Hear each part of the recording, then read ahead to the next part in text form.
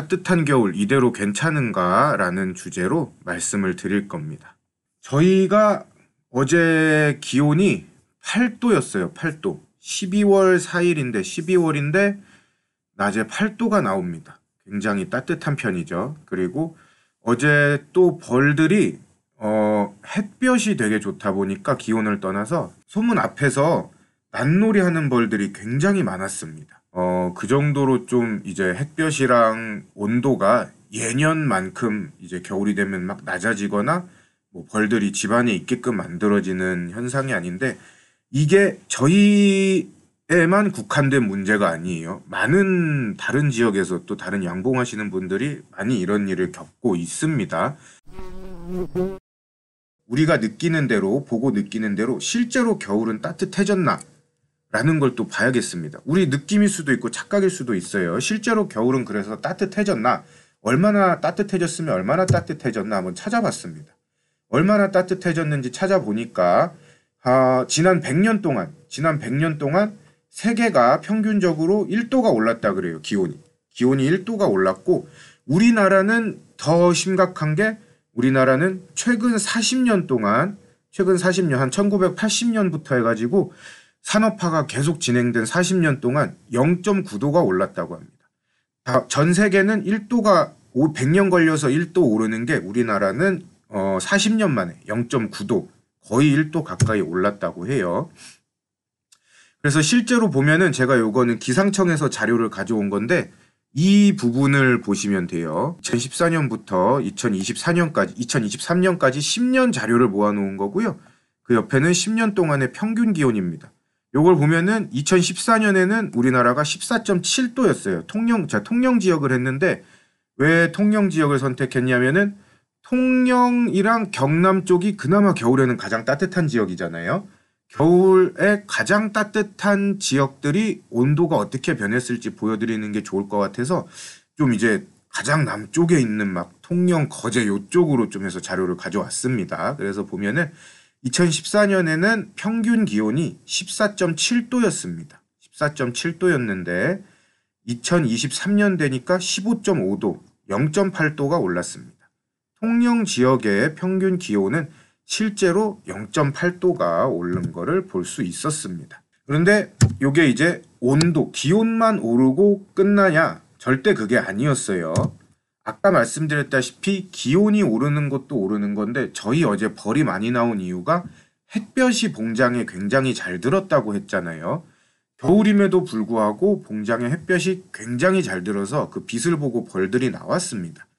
그래서 보니까 실제로 우리나라가 겨울에 12.2시간 정도 햇볕을 더 받고 있습니다. 요즘 들어서 1991년부터 2020년 동안 조사한 신기후 평년 값에 따르면은 우리나라는 겨울에 12시간 정도 일조 시간이 더 증가했다라고 얘기를 하고 있습니다. 그만큼 겨울에 햇빛을 더 많이 받는다는 거죠. 그래서 여기도 보시면은 뭐 옛날에는 514시간, 뭐 지금은 526시간에서 12.2시간이 더 늘었다. 햇빛을 받는 시간도 더 늘었다고 얘기를 하고 있습니다. 그래서 이런 걸 토대로 보면 뭐냐? 우리나라 겨울은 실제로 따뜻해졌다. 자, 그래서 우리나라의 겨울은 실제로 따뜻해졌고요. 근데 여러분들이 궁금하신 게 있어요. 1도입니다. 고작 1도. 사람이 체온이 36.5도가 정상인데 35.5도가 됐다고 해서 죽지도 않고 37.5도가 됐다고 해서 죽지도 않습니다. 37.5도가 되면 대신에 좀 많이 아프겠죠. 많이 아플 거예요. 감기에 걸려서 많이 아플 거예요. 기온이 1도 오르는 게 심각한 거냐라고 보실 수가 있는데 사실은 조금 심각하다고 봅니다. 이런 기후학자들은. 왜 그러냐면은 온도가 1도 올라서 우리 몸이 힘들다. 이게 아니라 온도가 1도 오르게 되면은 지구의 전반적인 기후나 혹은 뭐 해류 흐름 이런 게 계속 변한다는 거예요. 온도가 오름으로 인해서 여러 가지 일들이 발생하고 그것 때문에 여러 가지 파생 결과로 인해서 기후가 예측할 수 없게 변하기 때문에 온도가 1도 오르는 게 심각하다고 얘기합니다. 뭐 그래서 대표적으로 좀 이제 열이 굉장히 심각해지고 산불도 많이 나고 홍수도 많이 날 거고 뭐 극지방에 빙하가 녹을 거다 이런 말도 하고요. 그다음에 가장 우리가 중요하게 봐야 될 건 이거죠. 농업 쪽도 타격을 입을 거다. 왜 그러냐면은 지역의 기후가 변하면은 그때까지 심었던 작물들도 못 살아날 수도 있고 사람들이 가진 기술도 대처를 못하기 때문에 농업 쪽도 심각하게 피해를 입을 거다라고 얘기를 하고 있습니다. 실제로 우리는 겪고 있죠. 벌이 우리가 예전에 관리하던 거랑은 다른 방식으로 좀 관리를 해줄 필요가 있고, 그리고 밀원식물도 점점 옛날처럼 많은 밀원을 제공하지 못하고 있는 거를 우리가 피부로 느끼고 있습니다. 그렇기 때문에 1도 오른 거를 심각하게 보셔야 될 것 같고, 1도가 올라서 우리가 덥다 이런 차원이 아니라 우리가 양봉을 하는데 여러 가지 재반 환경과 기술이 변하기 때문에 1도라는 게 심각한 거다라고 느끼시면 되겠습니다. 그러면 뭐 겨울이 따뜻해져서 여기서 끝내야 되는 건 아니죠. 우리한테 중요한 건 이겁니다. 과연 벌한테 어떤 영향을 미칠까? 1도가 겨울이 따뜻해지면은 어떤 영향을 미칠까를 봐야 됩니다. 가장 우리가 피부로 느낄 수 있는 거는 아까 영상에서 보여드린 것처럼 벌들이 계속 활동하다가 밖에서 죽게 되는 걸 보실 수가 있을 거예요. 그래서 과연 따뜻한 겨울이 벌한테 어떤 영향을 미칠지 요거를 또 조사하거나 기후가 벌의 이 생명에 영향을 미치는 여러 가지 연구 자료가 있습니다. 그거를 찾아왔거든요. 그래서 그거를 여러 가지 좀 보여드리면서 얘기를 해보겠습니다. 요거는 제가 다 외국 사이트에서 좀 가져온 건데 뭐 꼭 제가 외국을 좋아해서가 아니라 찾아서 잘 나오는 게 외국이에요. 우리나라는 찾아서 나오기가 힘들고 찾아서 잘 나오는 게 외국이라서 좀 가져오고 있습니다. 여러 나라에서 다 아시잖아요. 어차피 세계 공용어가 영어기 때문에 그냥 여러 나라에서 우리나라에서도 심지어 영어로 논문 씁니다. 그래가지고 뭐 다 영어로 집어온다고 보시면 되겠고 제가 한국말로 다 써놓을게요. 앞으로도 볼 때도. 그래서 요거는 뭐 요런 이제 사이언스 머시기 이제 토탈 환경이라는 이 뭐라 그래야 되지? 과학 잡지라 그래야 되나? 뭔진 모르겠어요. 여기에 이제 기고된 건데 2017년 2월 달에 기고를 했고요. 그때 발간됐고 제목은 온대 기후에서 기온과 강수량이 월동벌의 수명에 미치는 영향입니다. 요게 이제 월동을 나는 나라가 우리나라뿐만은 아니에요. 세계 여러 나라들이 월동을 납니다. 우리가 아는 요 온대 기후, 우리나라랑 위도가 비슷한 기후에 있는 나라들은 죄다 월동을 난다고 보시면 돼요.